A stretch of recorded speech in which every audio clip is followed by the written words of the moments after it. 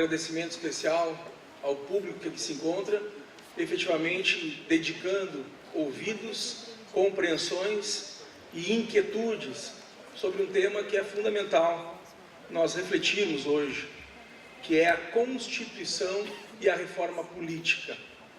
Eu sinto-me contemplado pelas falas que antecederam quanto à reforma de um sistema eleitoral.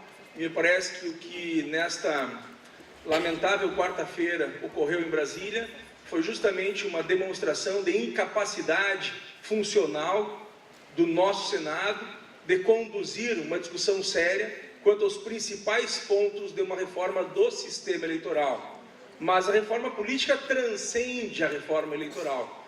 A reforma política, fundamentalmente, deve tratar de instrumentos que estimulem a participação popular, a participação da coletividade, a participação de distintos grupos que representam interesses distintos. E mais do que isso, uma participação não só que constitua a ação do Estado, mas uma participação que garanta o controle social das atividades do Estado. É isso, me parece, que nós precisamos reavaliar, rediscutir. A reforma política é muito mais ampla que uma reforma de um sistema eleitoral. Mas o tema é Constituição e reforma política.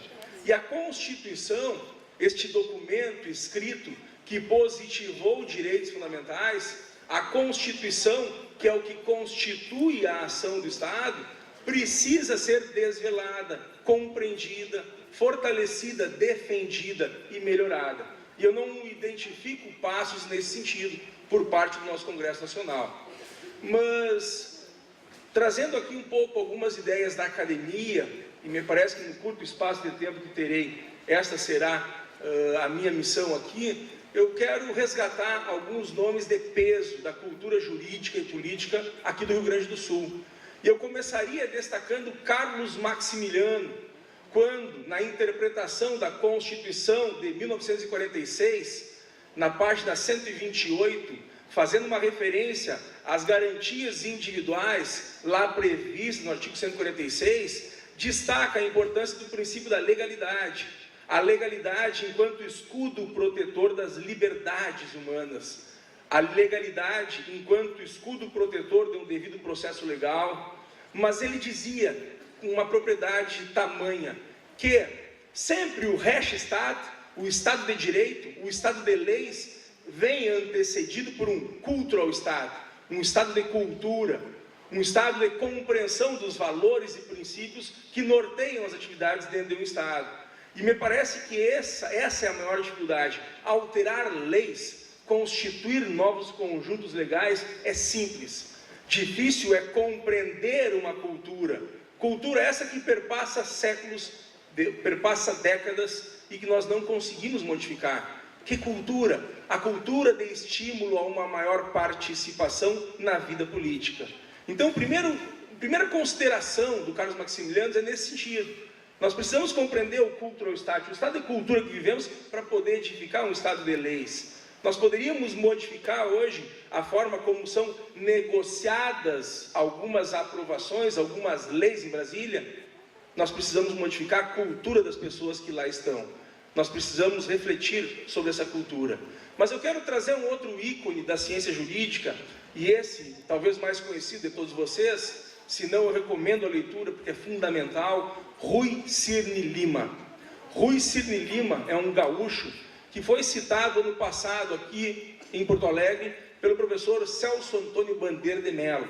E ele dizia, ouvia do meu pai, Oswaldo Aranha Bandeira de Mello, que eu precisava ler e compreender o pensamento de Rui Cirne Lima para compreender a administração pública no Estado brasileiro. E o primeiro ensinamento fundamental de Rui Cirne Lima é o seguinte: a regulamentação jurídica do meu Estado, da minha administração pública, a regulamentação jurídica a proposta de iniciativas e adequações legais do meu Estado, da minha administração pública, da minha forma de conquista do poder e exercício do poder, supõe uma regulação do eu, de quem o meu é mera extensão. A regulamentação jurídica de um sistema eleitoral, de um sistema político, de um sistema tributário, profundamente injusto como nós temos, supõe uma regulação do eu, do sujeito que está lá para modificar, para alterar, para melhorar, para evoluir. Essa primeira frase de peso de Rui Cine Lima, a regulamentação jurídica do meu supõe uma regulação do eu, de quem o meu é mera extensão. O sistema político brasileiro hoje é uma extensão do Renan Calheiros, é uma extensão do José Sarney. E o Renan Calheiros e o José Sarney são os principais líderes que assessoram o Lula, que assessoram a Dilma. Isso nós estamos vendo na retirada de discussões dentro do Congresso Nacional. Por que nós não discutimos a PEC 300?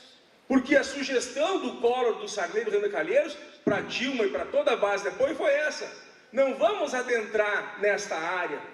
Por que isso? Mas uma segunda reflexão do Rui Cine Lima, fundamental de ser compreendida. Ele dizia o seguinte, que a cultura deve compreender o seguinte: é o cidadão honesto, competente, qualificado, habilitado, que empresta prestígio ao Estado. É ele que confere credibilidade às funções públicas. O cidadão honrado, independente, o cidadão altivo, honesto, probo, ele empresta credibilidade à função pública, à administração pública, e não o inverso.